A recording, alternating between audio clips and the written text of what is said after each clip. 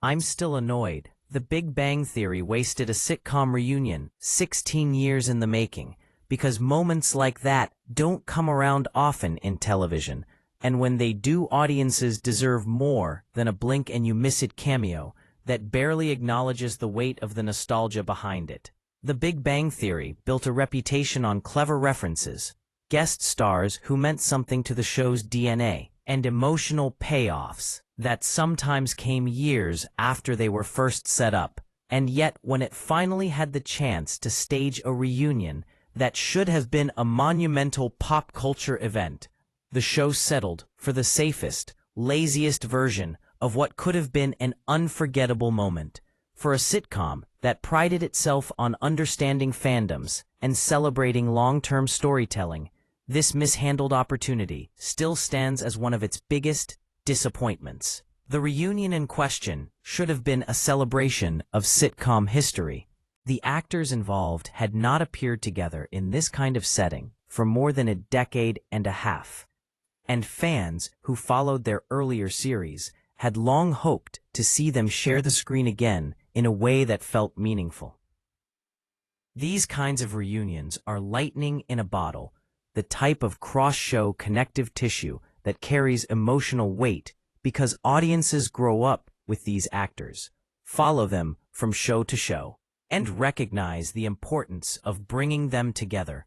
But instead of giving viewers a meaningful interaction between the characters, or even a wink at their long-shared history, The Big Bang Theory reduced the moment to a throwaway gag, a joke that didn't work, and a scene that ultimately added nothing to the episode around it.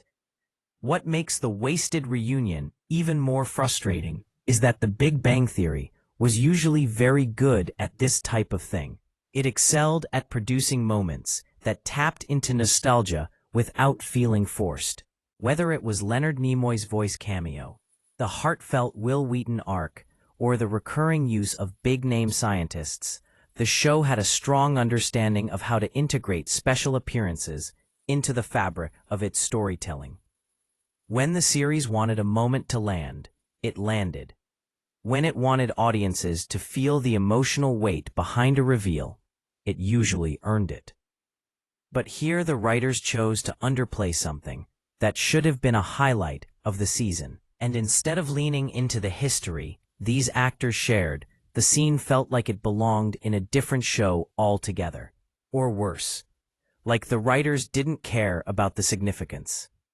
Part of the reason the reunion mattered so much is because sitcoms rarely get to pull off these kinds of cross-generational nods. Unless the stars align perfectly, actors move on, careers change direction, networks shift, and sometimes rights issues or showrunner conflicts make it almost impossible for certain pairings to ever be recreated. When a reunion becomes possible after so many years, it's a moment that should be used not just for fan service, but for character development, emotional layering, and an acknowledgement of the audience's long-term investment.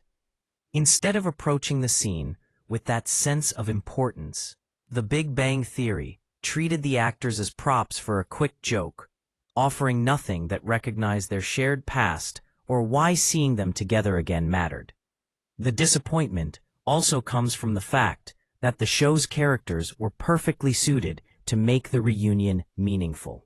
This is a sitcom built on the lives of people who obsess over pop culture, who understand the importance of legacy television,